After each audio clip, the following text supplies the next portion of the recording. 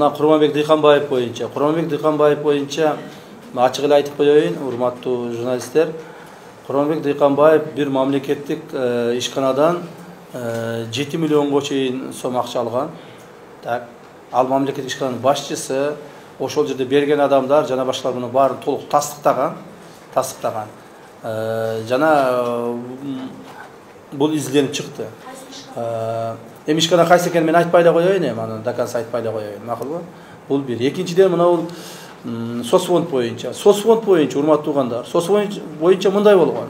Соцфонддун жетекчилери ар бир райондук башкармалыктан, райондук управление соцфонда собирали деньги.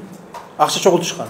Акча чогултушуп, 40 миң, 45 миң сомдон акча чогултушуп, ошолор өздөрү арыз берип атышат. Чогултуп, ошол бир партияны каржылашкан. Мына. Эми андай болбойт.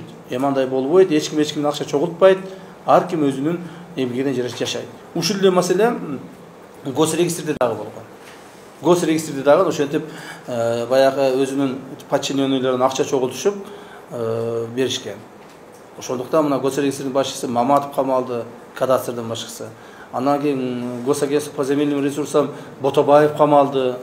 Алардын артынан алар кимге акча бергенине карап отуруп туруп Таиров камалып атат.